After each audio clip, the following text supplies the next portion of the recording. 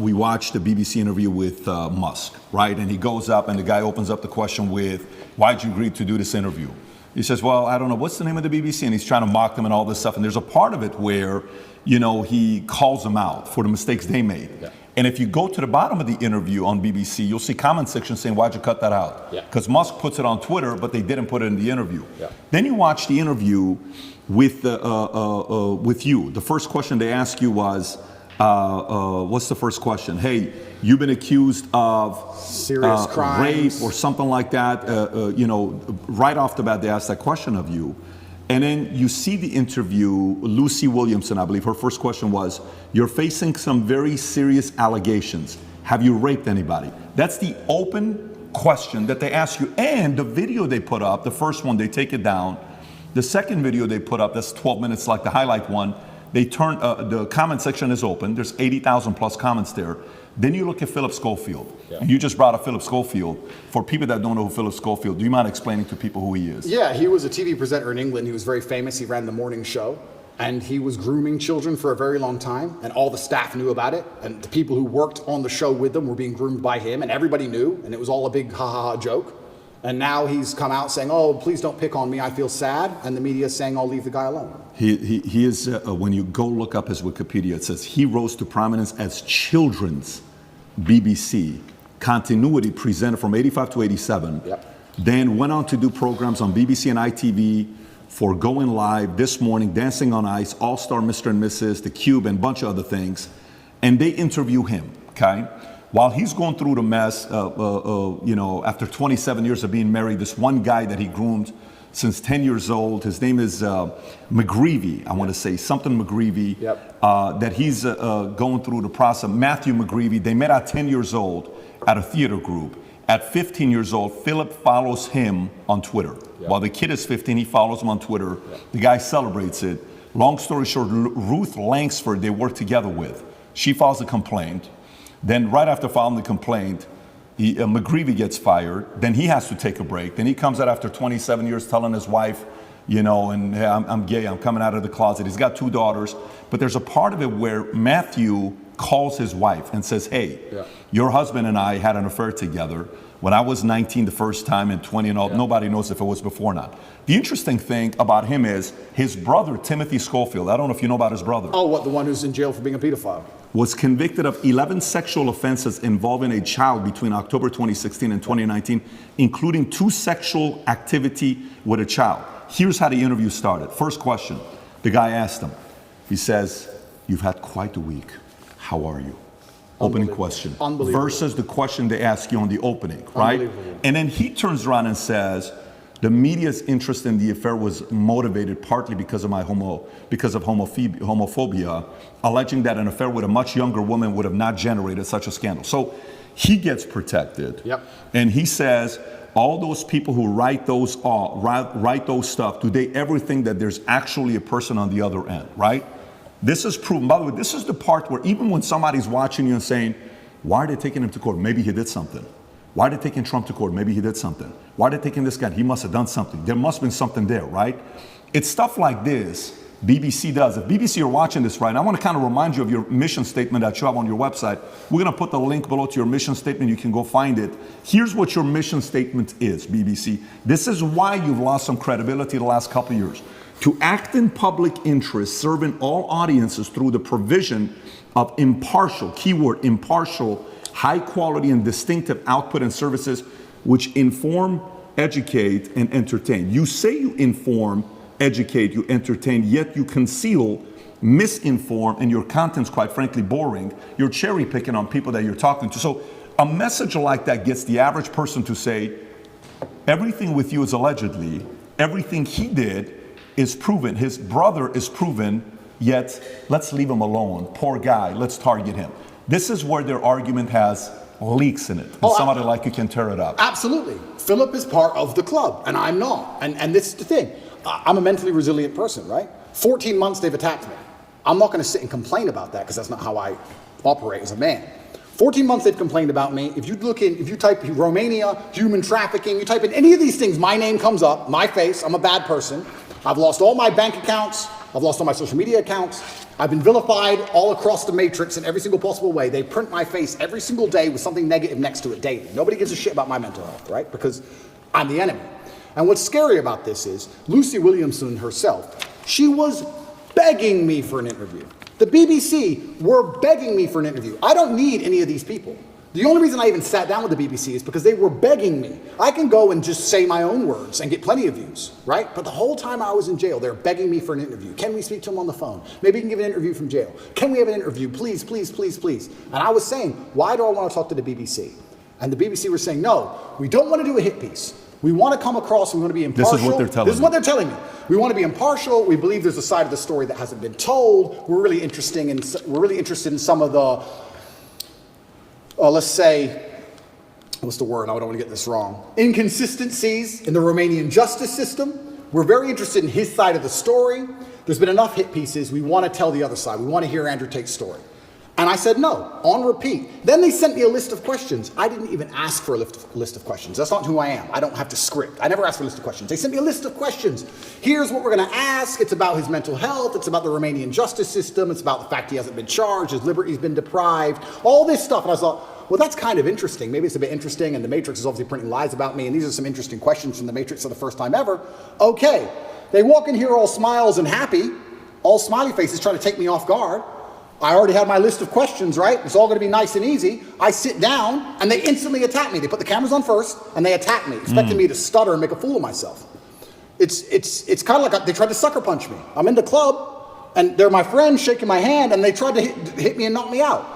And this is the thing that's so amazing about it. Yes, I destroyed the BBC. But of course I did, because I'm smarter than all of them. But why should I have to rely on my wit and intellect to destroy BBC with their research team and their plan? Their deliberate plan to try and annihilate not only my credibility, but my life. They are trying to put me back in jail, these people. They're not dishonest. They're genuinely evil. And they don't give a shit. And so why should I even sit there and entertain them? I believe I could slip every single sucker punch they throw at me for the rest of human time. I could sit with any of these clowns. And no matter who they sit with their research team, whatever garbage they come up with, I'll make a fool of all of them. But why am I even entertaining them anymore? What's the point? That was the last chance I gave mainstream media. They lied for months to get that interview with me.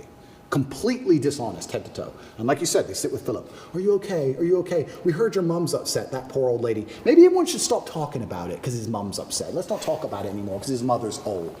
You're either part of the club or you're not. You have to sell your sanity nowadays. If you sell your sanity, you're afforded protections. That's the reality of it, because if you're a sane thinking person, you don't buy their bullshit. And that's what upsets them. They don't want anybody who thinks for themselves. They need you to they want you to believe exactly what's on the television screen.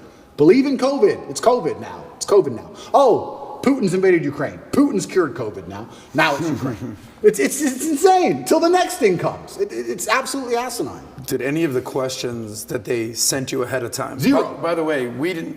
There was no. No, that's not how we operate. Asked us ahead of time whatsoever. Did they ask you any of the questions they Zero. said they were going to ask you? Zero. They start with an attack and it became a battle instantly. Did they ask you at any point what jail was like? Zero. What your mental health was like? Zero.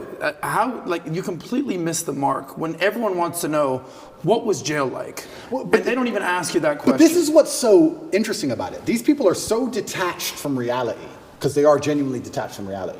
They think that finding a video I made 8 years ago, a 4-hour speech I made 8 years ago, and finding one line of it without context that can be misconstrued, they think that sitting down with me and saying that to me is an aha moment. Nobody cares. Because you're taking out of context, one. And I said you're taking things out of context. She goes, I'm not taking it out of context. I said, if you're presenting it without context, that's taking it out of context. That's what it is. You're lying by omission.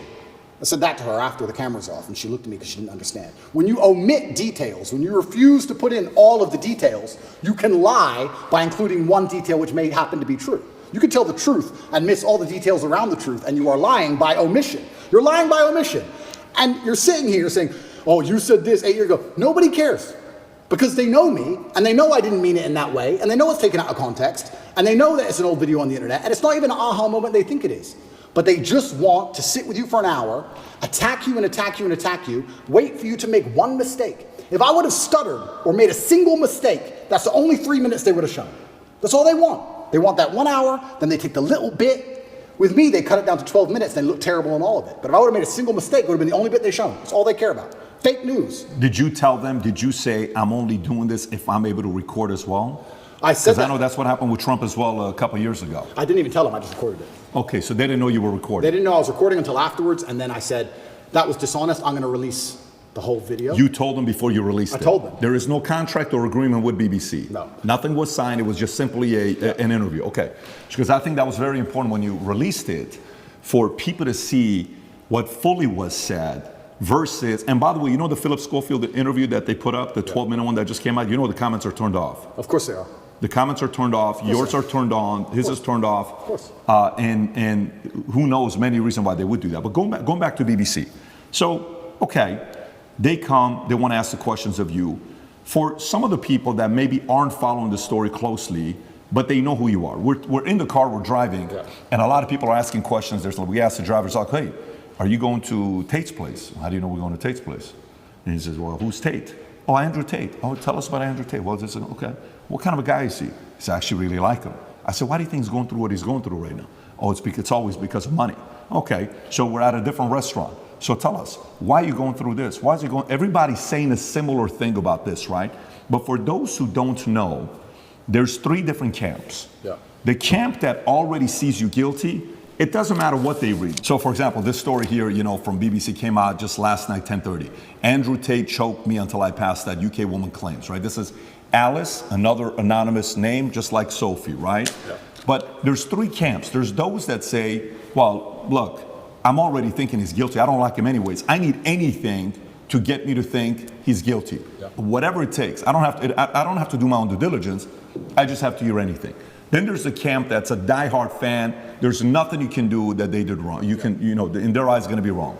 Then you have the people in the middle that are the reasonable ones, that are saying, you know what, let me look at this. Yeah. What about this? What about that? The people in the middle may say the following question. They may say, and I may have asked this question from you last time as well.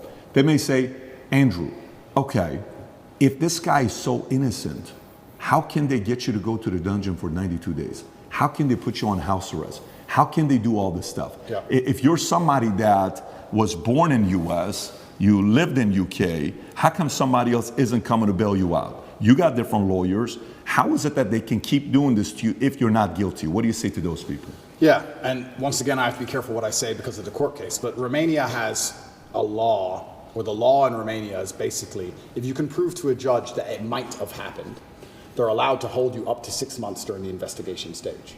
If I was guilty of anything, I would have been charged long ago. And we're going to talk about charges soon because I still believe they're going to attempt to charge me. But we're now approaching the end of the 6 months they can keep me under a form of arrest for without charge. Typically in Romania, when I was first arrested, the guard said, within 2 weeks, you'll have your indictment. I was like, 2 weeks? He goes, yeah, everyone gets charged quickly.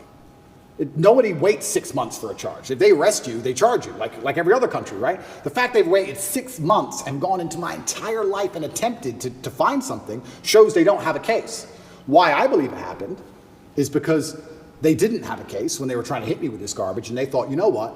If we put him all over the news, if we slander his name completely, there was a hotline set up. If you're a girl who's been hurt by Andrew Tate, call this number in the UK. A hotline. So they were attempting to use the media to find what they wanted. Months go by, months go by, months go by, case file's empty, nothing's happening. My lawyer's saying, when are we gonna close this case file? Like, yeah, we're just waiting for some papers, we're gonna close it, we're gonna close it, we're gonna close it. Around the time I was canceled, things started appearing in the case file again. They start spying on me again. Very interesting that it happened around that time. I don't know if they understood that I wasn't protected by the political class of the USA. I don't know what happened. They started to build this case, and they spied on me for all of these months, spending millions of euros, spying on me everywhere I went, trying to find evidence of a crime. Eventually, they get to the end of their legal limit to spy on me, and they don't have any crime. They don't have anything.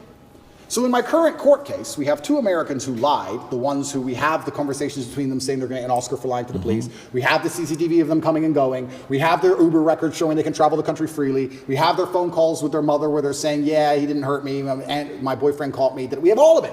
We have all the evidence. We have those 2.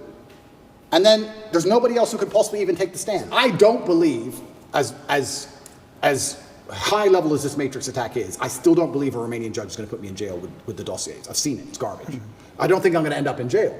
But it's just taking years of my life, damaging my influence, having bad things to say about me, keeping me under control, keeping me locked in a house. That's all they want to do. They have no interest in the truth. There's no victims. There's no one to take the stand. Do you know who Sophie is or Alice is or no? Yeah, so the BBC, Ali? That's really interesting. So then the BBC says, well, we found victims because the BBC have done enough investigative journalism to understand that the case is garbage and there's no victims. So they said, well, we found victims. They found one called Sophie first. That was a few months ago. I think I was still in jail when Sophie appeared. Is that her real name? No, that's her fake name. So they have a girl with a fake name called Sophie. They don't show her face. They ask me, what do you think about Sophie? How can I comment on Sophie when Sophie isn't real? Firstly, you've made her up. Secondly, I don't know who you're talking about. You're saying that 9 years ago, I was emotionally controlling? That is the most subjective garbage accusation. What does that mean? 9 years ago, I said you shouldn't party with those guys in the club. Is that what I said? I don't know what I said. I don't know who she is, if she exists at all. And they're saying 9 years ago, you were emotionally controlling. Sophie said so. Who's Sophie? We're not telling you. What's emotionally controlling mean? We're not telling you. What comment do you want me to? If this person even exists, which they don't, then I destroy the BBC, make it very clear to them that Sophie doesn't exist, on repeat, because she doesn't. And 2 days later, Alice appears. What's interesting about this is that DCAUT, the federal agency inside of Romania, along with help from international partners, have tried so hard, spending millions of euros with federal level tools to find a victim so they can put me in jail. And they can't find anyone. But the BBC just pulls them up whenever they want. The BBC does. Where do these people come from? And I say this every single time. If anybody believes they've been wronged, male or female, by me, go to the police. Go to the police. I encourage you to go to the police. All these people say we don't want to go to the police. We just want to stay on the news. What, is that because you're not real? Is that why? That's pretty convenient. I mean, I thought I was a bad person. Why don't you go to the cops? Oh, because you have no evidence and it doesn't exist? That's why. Are all these accusers in the UK, not even in Romania? Not even in Romania. So Sophie and Alice are supposedly both from the UK. And Alice's story To correct, it's not Alice. I said Alice, it's Evie. Evie or Evie or something like that. Evie. It's all made up names. It's all made up names. Yes. So Evie, we could call whatever name we want. But yeah, Evie is saying 13 years ago I choked her or something. Yeah. By the way, when is the 6-month time limit? End of this month. Okay.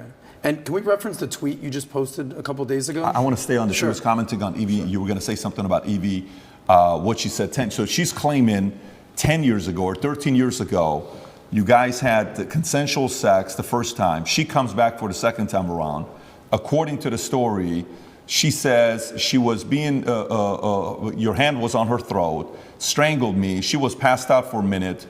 And then she came back and she said, I did not approve of the second time having sex after she was passed out. So these stories they're making, and then she says, the guy asked a question saying, how come you didn't do any police report back then? She says, well, because it's not fully rape and it's not that, because it was consensual and I kind of wanted to be there and I didn't tell anybody about it 6 years later. There's way too many things that doesn't give it credibility for somebody to say, I didn't do anything about it then, but 6 years later I told my friends, 3 or 6 years later. Yeah. And this is the thing that's scary. If you say to any red-blooded male, 13 years ago you had sex with a woman consensually and she's now unhappy about how that sex happened. You can get, any man on earth can get screwed with that. If this person exists at all. And like you said, she refused to go to the police if she exists. And she's saying it was consensual. I think last night they aired it on Newsnight and they said, why are you coming forward now? And I think this actor, the person literally said, because now he's rich and famous. They literally said those words. That's what they said. Oh, because now he's rich and famous, I think it's unfair. It's asinine. I don't understand genuinely how a man can protect himself in the Western world anymore. How can you even exist anymore? If this is what they're going to hit you with as soon as you get to a certain level of influence, there's no man on earth who's safe from this. I said this to my judges. I had a few male judges. I said, they could do this to you.